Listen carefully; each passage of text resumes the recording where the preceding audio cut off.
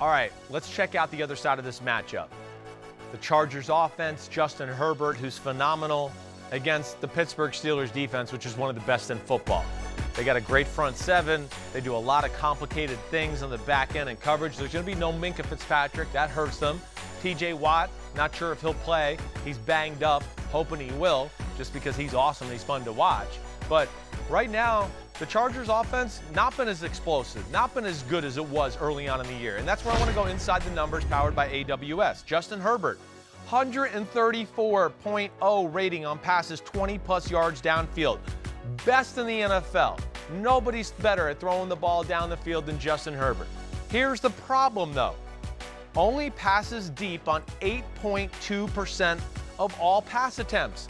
That's the fourth lowest rate in the NFL. There's something wrong there. That's a disconnect, you know? And one, hey, here's two things that jump out to me. One, they don't necessarily have a speed guy that can, like, take the top off of the defense, stretch a defense out vertically, you know? The other thing is, I do think people have caught on to the Joe Lombardi offense, and there's too much dink and dunk passes. They're not making teams defend enough of the field right now, and they don't have a great run game, and this all plays hand in hand. And I want to show you a few photos here of the game last week against the Minnesota Vikings. Here's a formation that I see a lot from the Chargers, and they're going to run a play that I see a lot from the Chargers, and I don't love it. It's basic, it's simple, and you can kind of expect you kind of know what to expect when they get in these formations. You see we got a blitz look from the Vikings. There's 6 guys here. There's a 7. There's 8. There's 9. I mean, you got 9 guys by the line of scrimmage. You got Justin Herbert, who's got a cannon for a right arm.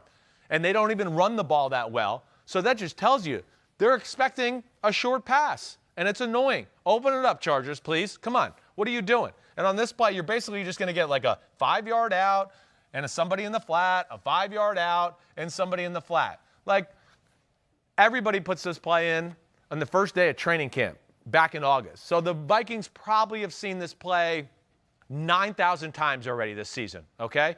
I mean, you're not tricking anybody. And to me, this is one of the big issues of the Chargers offense right now. All right, next frame. All right, you can see the play laid out just like I explained it to on the previous picture. You know, yeah, I don't love it. And again, I mean, what I want you to look at is you got 1, 2, 3, 4, 5 eligibles, all 5 yards or less. Whoa, the defense is going to be so scared of that. Oh, man, that's really stressed them out. That, to me, is the problem with the Chargers right now. There's got to be more of an aggressive nature throwing the football down the field. There has to be. You know, it hurts their run game. People can play all these people at the line of scrimmage and stop the pass and the run game off of that. Great offenses make you defend the whole field. The Chargers are not doing that, and they're doing a disservice to themselves because of the previous things I mentioned, but they're not taking advantage of this guy right here who, hands down, has one of the best arms in football. I mean, he's got a cannon.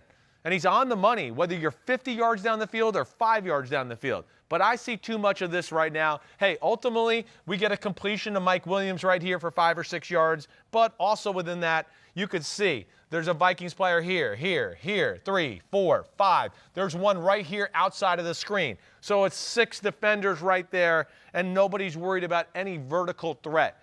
That's something to me. If the Chargers continue to play this way against the Steelers, with all the complicated things they do, and now all they can do is worry about coming downhill, stopping the run, blitzes, stop short passes, that's going to be a long day for the Chargers offense. They got to change that. It's something to watch out for in Sunday Night Football. Will they take some big shots and back that Steelers defense off and take a little bit of their aggressive nature away? Check that out. Peace out. Hope you enjoyed. See you next time here on the AWS video.